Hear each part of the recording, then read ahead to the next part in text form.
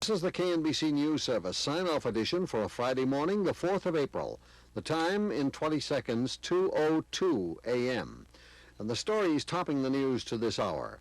Sagon says a plot has been smashed, a plot aimed at overthrowing President Thieu. The first group of Vietnamese orphans arrive in this country, and President Ford talks about the plight of the refugees in South Vietnam. The South Vietnamese government announced it has smashed an attempt to overthrow the president, Nguyen Van Thieu. A number of South Vietnamese military officers have been arrested. The reports of the coup came shortly after Catholic protesters took to the streets of Saigon to demand Thieu's removal.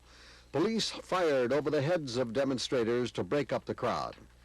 The U.S. Army Chief of Staff, General Frederick Weigand, left Saigon on his return flight to Washington. The general pledged more U.S. aid to the South Vietnamese. Weigand was sent to Saigon to assess South Vietnamese government losses to the communists. Before his departure, he termed the loss of 60% of South Vietnamese territory to the enemy a sound strategic action by Saigon's troops. Communist diplomats report the Viet Cong is prepared to stop fighting and open immediate negotiations if Thieu is removed from office. In Geneva, the Viet Cong asked the International Red Cross and UNICEF for urgent aid for South Vietnamese civilians under its control. The first group of Vietnamese orphans to arrive in this country spent their first hours in an army barracks in San Francisco, but many of them are already with their new parents. A contingent of orphans arrived just hours ago at L.A. International Airport. 17 Vietnamese orphans left San Francisco to meet their new parents. They were escorted by members of the Friends of Children of Vietnam, the Colorado-based organization that placed these children in an adoptive home. At LA International, they were met by a crush of noisy news camera crews. Despite the confusion, 2 children met their new families.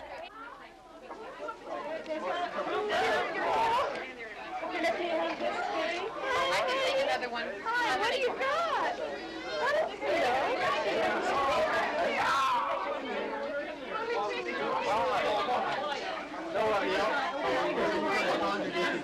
Gosh, she looks different. Look at her hair's grown. Yeah. Is this yours? Yeah. Well, we got her out of the orphanage. They shaved her head. She's a sweetheart of a kid. She's so good. You want to play with her? Yeah. She's had a drink of water, and her instructions are here. She's got some stuff here. She was examined by doctors in the Presidio. So good shape. How long are you? Wait, I'm looking my diapers. How long? About a year.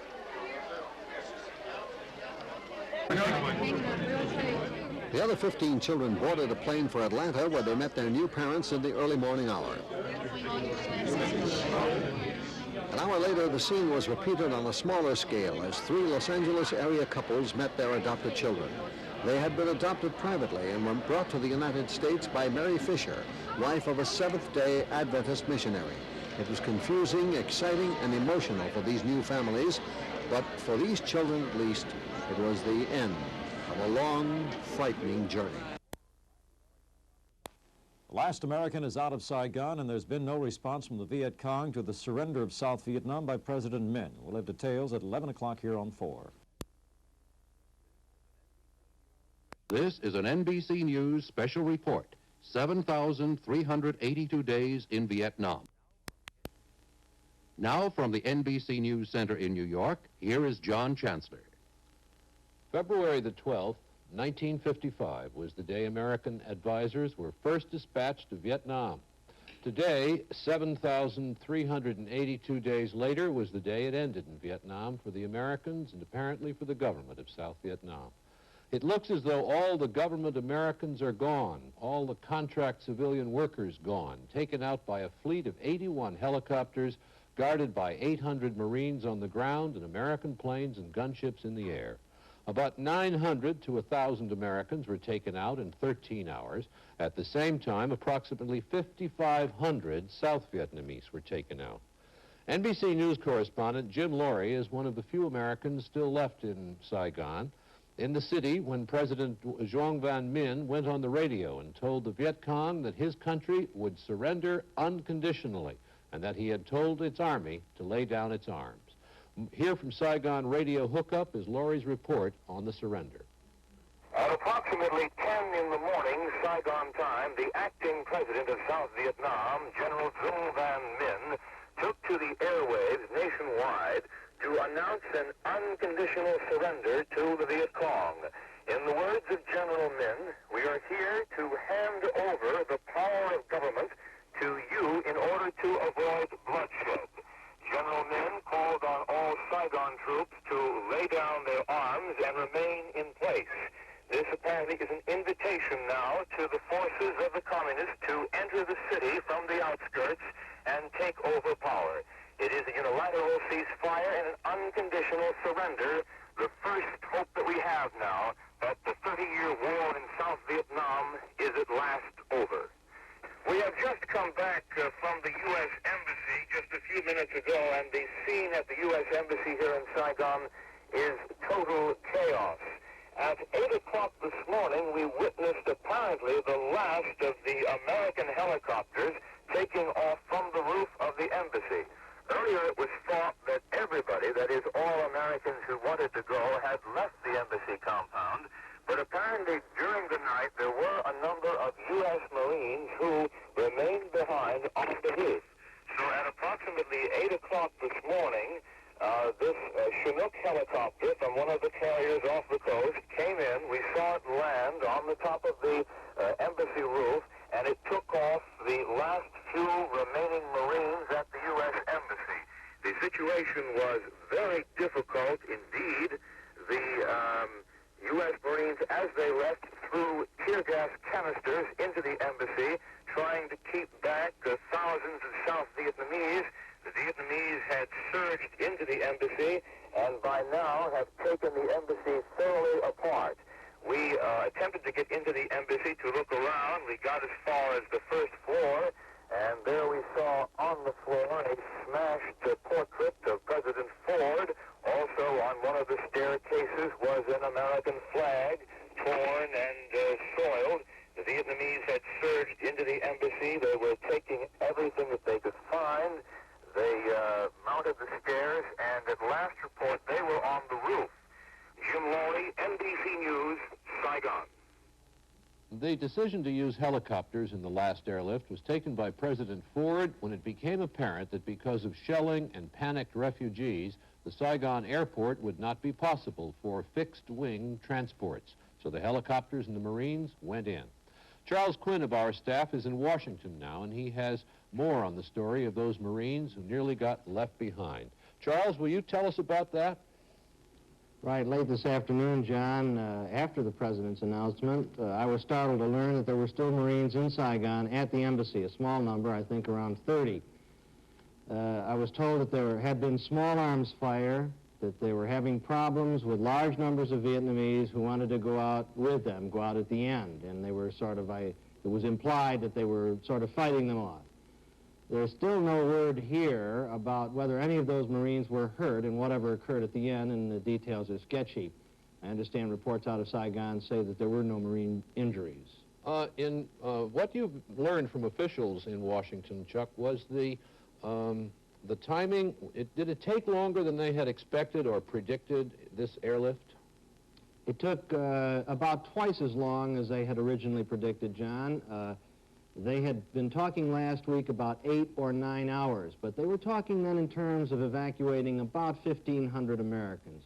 Well, today there were 1,000 Americans left, so it would seem that it would take 8 or 9 hours, but it took 18, which leads you to believe that the extra time was spent picking up 5,500 South Vietnamese. Now, the Pentagon people will say it was raining, it became dark and confusing and so forth, but that extra 5,500 South Vietnamese was important in causing it to be longer than it was. Thank you, Chuck. Interesting details, and I'm sure we'll get more in the days to come. Arthur Lord of NBC News has been in Saigon recently and got out under fairly scary circumstances and has made his way to Bangkok. And he's there now on the satellite circuit, and I'd like to ask him 1 or 2 questions. Arthur, how did you get out? Well, John, I think it's safe to say that I escaped. I was at the airport trying to deliver some film to Bangkok by a commercial flight, and we also had a charter on standby, when suddenly the airport was bombed by airplanes with Vietnamese Air Force markings. So the airport authorities closed the field because they couldn't tell which airplane was friend or foe, and so we had to spend the night at Tan Son Nhut. That was a mistake because the North Vietnamese immediately began rocketing the place, and we took about 150 rounds of incoming fire during the night, which did quite a bit of damage to the field. The barrage lifted shortly after 8 a.m., and we just scrambled aboard the airplane and took off, and fortunately landed here in Bangkok, and very delighted to be here. We're delighted to have you there, Arthur. You made some film of the bombing by aircraft of Tan Son Nhut Airport. Could you show us that now? Yes, John, I believe we can show you the film at this time. This film, which we're about to see, there it is, was shot just outside the gate of Tan Son Nhut. Our cameras were not allowed inside. The bombing of the airport was a complete surprise to the South Vietnamese. The sneak attack was carried out by 3 airplanes, all with Vietnamese markings. Most people believed that they were turncoat Vietnamese Air Force pilots who flew the planes. People were shooting at every kind of airplane in the air, even this little transport. And while all that was going on, there was tremendous explosions at the field. This is because a great deal of damage was done in the raid, even though only 3 planes took part in it. Meanwhile, in downtown Saigon, there was quite a bit of panic. People began running through the streets, not knowing what they were doing. There were rumors all over the place, and first people thought that the North Vietnamese MiGs were bombing the palace, and then the rumors spread that there had been a coup organized against the new government. But these rumors, although they persisted for a while, were finally squashed. The problem was really here that the authorities lost complete control of the situation, and they just, there was no way that they could control the people.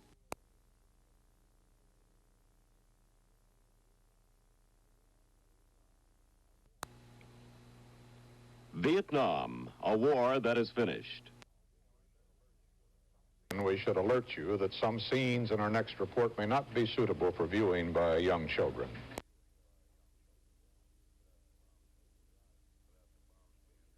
Without the bombs being dropped, the communists would probably eat us alive down there. And it's either them or us, the way I feel about it. If the war wasn't being fought here, it'd be fought somewhere else. You really think the bombs then are keeping the communists away? It is that important? Well, I can't say it's keeping them away. It's keeping them beat back to where they should be. Do you think it's effective? Of course it's effective, or they wouldn't be doing it.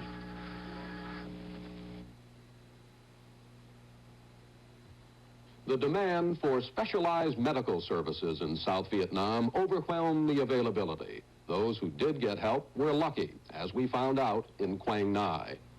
John and Trop have been friends for a long time. They are both 11 years old and were living in the village of Binh Duc, doing the things that young country girls do in Vietnam, playing together, working together, children of poor parents.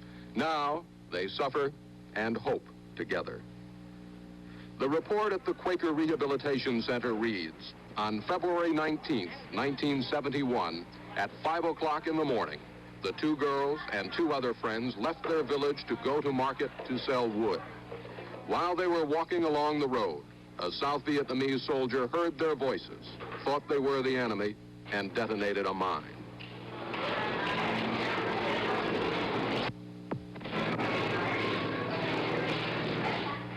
Reports that the war has wound down may seem fanciful to those who crowd the hospital wards. In the first 3 months of this year, the latest period for which statistics were made available to CBS News, more than 10,000 civilians were wounded and hospitalized. Mrs. Ero Kubica, wife of the center's director, is a physical therapist with 4 years' experience in Vietnam. What will happen, do you think, to Tra and Chan, two little girls we've seen here? Chan will probably be fine because she has just one leg below the knee, lost one leg below the knee. So I think she'll just lead a fairly normal life, be able to go to market and do all the things that that she would expect to do. The sad thing may be that her marriage prospects may be affected by being a disabled person. And that, of course, will be sad for her when she's older. The other little one will have a much harder time. Walking for her will always be difficult. She should walk almost normally, but she won't be able to walk very far. And so she'll manage all right, but she won't do as well as Chan.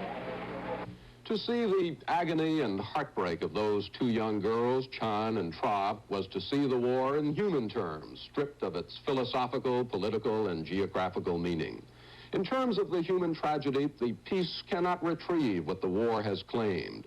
There was no shortage of innocent victims in that war. It is estimated that more than 178,000 South Vietnamese, mostly civilians, had been disabled, including 80,000 persons who are amputees, 30,000 who are blind, 10,000 who are deaf. For them, for those thousands, including Chan and Tra, the end of the war will not mean the end of the suffering. Our broadcast will continue with a look at the events of 1972 and 73 after this message. Once again, here is CBS News correspondent Walter Cronkite. And once again, we should alert you that some scenes in our next report may not be suitable for viewing by young children. The year was 1972. This was the year of Watergate, the year of Richard Nixon's landslide re-election. And again, it was a year of death in Vietnam. Charles Collingwood reports. In early 1972, the Paris peace talks were still stalemated, but not the battlefield.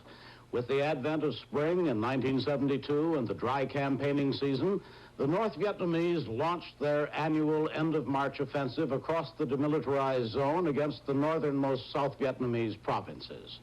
With American troops drawn down now to below 100,000, the North Vietnamese were testing the ability of the South Vietnamese forces to fight on their own. It was close-quarter combat and very fierce. Bob Simon reported from Route 1, south of Quang Tri.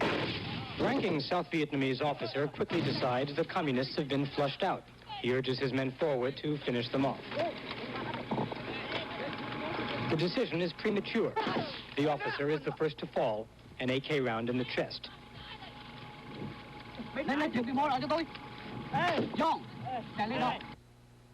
Then what everyone had been waiting for, a North Vietnamese soldier in the open, on the run. The men open up with everything they have.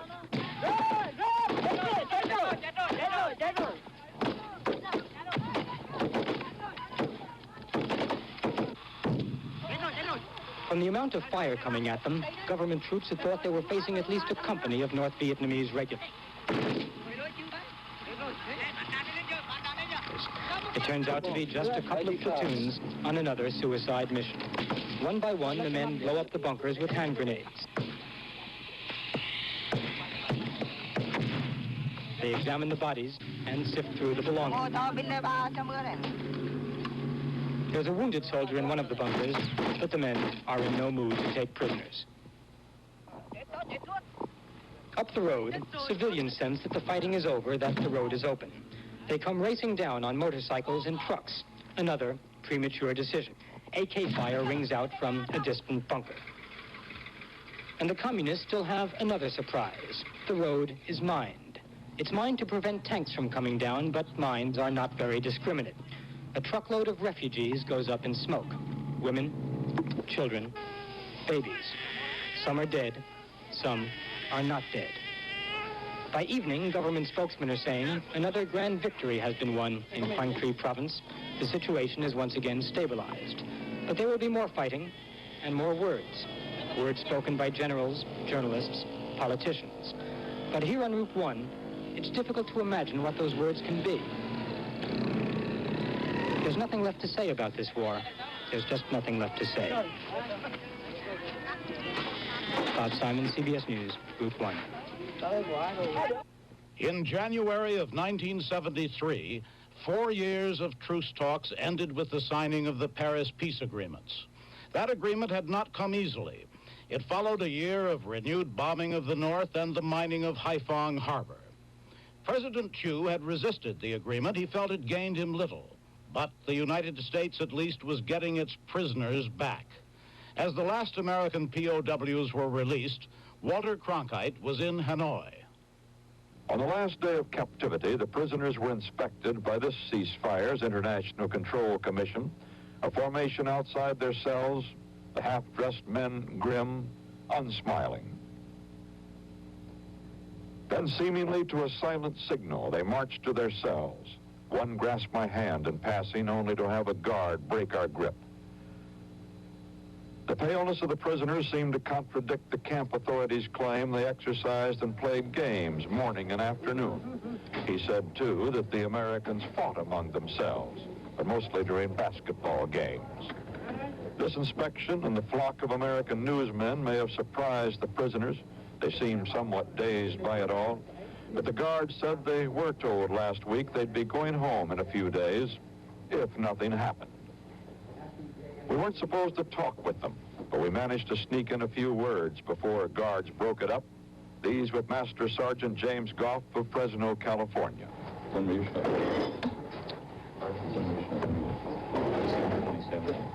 December 27th. December 27th.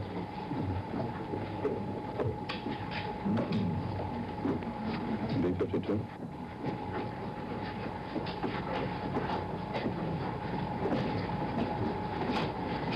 When was the first you knew about a ceasefire? 5 days after it was signed. Yes. So you have reasonable feeling you're going to go out pretty soon, huh? Outside the camp, a large crowd in holiday, not unfriendly spirits, gathered to await the prisoners' departure in their camouflage buses.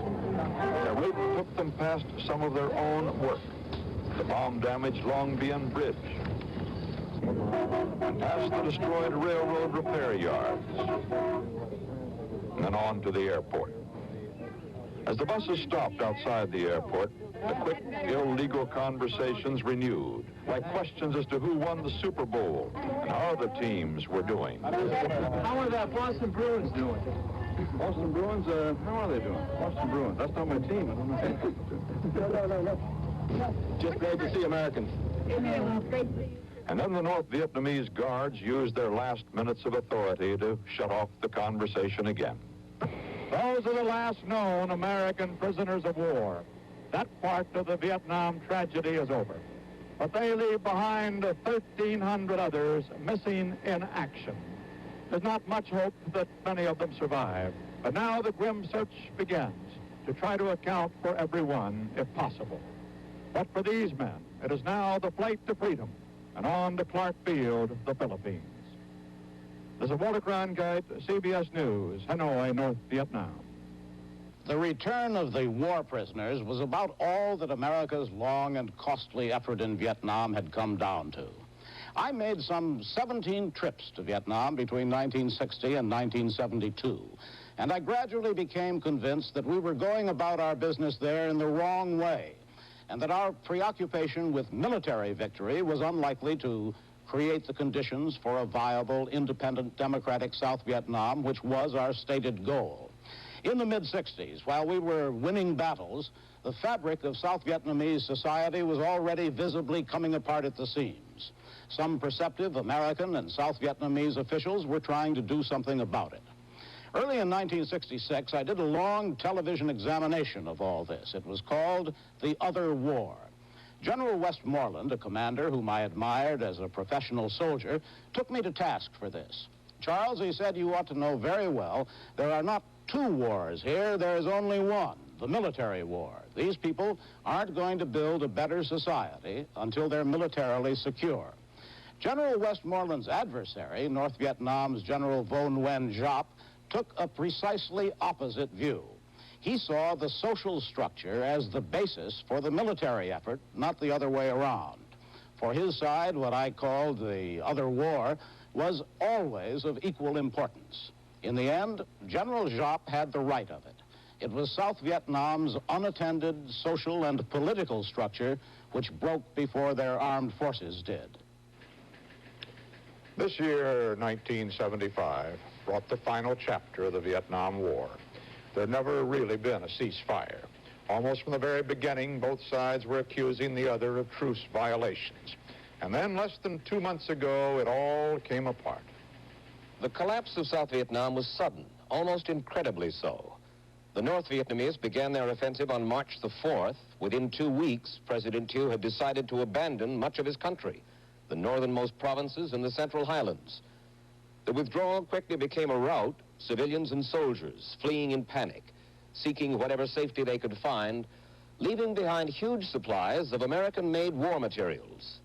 Many of the refugees sought safety in Da Nang, only to discover they were trapped there. They crowded the Da Nang airport, trying to claw their way onto the last flights out. Bruce Dunning filed this report. As soon as the rear stairway was lowered, the stampede of terrorized people tried to storm the plane. From the cockpit, the pilots reported by radio that the situation was out of control. Several times, the pilots moved the plane, hoping to break the crowds around the rear ladder. There was no control. High-ranking officers in Da Nang have fled, leaving soldiers and airmen to fend for themselves. As men clambered over one another, pushing aside women and children in their panic-stricken fury, members of the air crew dragged them onto the plane, trying to fill it as fast as possible. The tension and panic intensified. The heavily armed men were menacing. They left their wives, their children, their aged parents on the runway while they forced their own way on board, a rabble of young enlisted men. CBS News cameraman Mike Marriott and soundman Mai Van Duc dared not leave the plane, aware they might not be able to get back on. Stewardesses dragged people on and rushed them to seats, screaming all the while, "Where are the women and children?" They piled 4, 5, and 6 men into seats intended for 3. Finally, there was room for no more. The plane began to move as people still clambered up the ladder. Angry men left behind fired pistols and automatic weapons at the plane, determined that no one would go if they couldn't. A grenade went off under one wing, damaging it. Unable to move on the blockaded runway, the plane raced down the taxiway, swerving to avoid abandoned vehicles, perhaps even running over people. As the plane strained laboriously into the air, people were still clinging to the wheels and the rear stairs. 7 men fell off as the plane reached heights of 1,000 feet or more. As the plane reached 6,000 feet, 1 man was still stuck in the ladder. As calm fell on the smug men who had managed to fight off their friends and relatives to get on, the hard-working cabin crew took account. 268 people were on board, among them 5 women and 2 or 3 small children. The rest were some of the men whom President Thieu said would defend Da Nang. Once in flight, the pilots assessed the damage to the plane. Bullets had damaged gas lines and the plane was losing fuel. The pilots were not sure the wheels would function on landing because people had attempted to hide in the wheel wells. The flight from Da Nang to Saigon normally takes about 50 minutes. This one took more than an hour and a half. Another World Airways plane flew alongside trying to assess the damage and reported that the cargo hatches were open and full of people. Do you think the nose gear will come down, or you can't tell yet? Can't tell. I don't want to check it till we get in closer. That's the biggest problem I see at the moment here. Climb 945, clear to Saigon. Something hanging down in my gear where my gear goes. It may be a body. Did you say a body? Well, I can't tell. It sure looks like it. Not knowing whether the wheel assemblies would hold, the flight crew put the plane, almost empty of fuel, down very gingerly on the runway at Saigon, and the deserters on board cheered. As the plane taxied to a parking place, soldiers poured out of the luggage holds. As cameraman Marriott was filming the unloading, a South Vietnamese Air Force security officer arrested him for taking these pictures. The Air Force had things under control again. But the men and women of World Airways had brought their plane and its load home. Bruce Dunning, CBS News, back from Da Nang. In the waning days of the Vietnam War, an airlift of orphans began. Perhaps they, at least, could escape in time to a new life. But the most heartbreaking tragedy of the war was yet to come. A plane load of orphans crashed. Murray Fromson reported that story. 2 hours ago, I watched this airplane take off from Tan Son Nhut Air Base. It was a perfect takeoff, carrying those orphans to the United States. What can one say except, when will the misery in this country ever stop? The huge plane crashed into a field about 5 miles from the end of the runway, near a small village in Gia Dinh province. There were pieces of wreckage scattered across a half a mile of rice paddy. A fire was slowly burning itself out near the engines. Smashed bodies or parts of them were uncovered by Vietnamese Air Force crews and American officials who rushed to the scene. It was like a combat operation. Helicopters hovered overhead. Body bags were used to remove corpses for identification purposes. Other helicopters came back to Tan Son Nhut Air Base, where the ill-fated trip had begun. American and Vietnamese volunteers removed some of the body bags and other bodies wrapped in white sheets.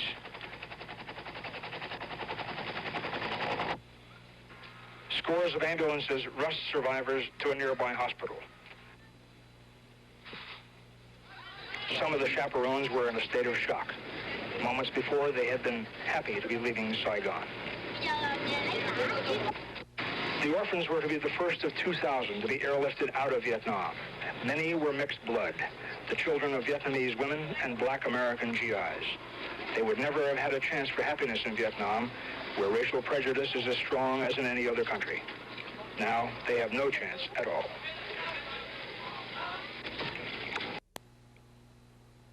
Vietnam, a war that is finished. Our broadcast will continue after station identification.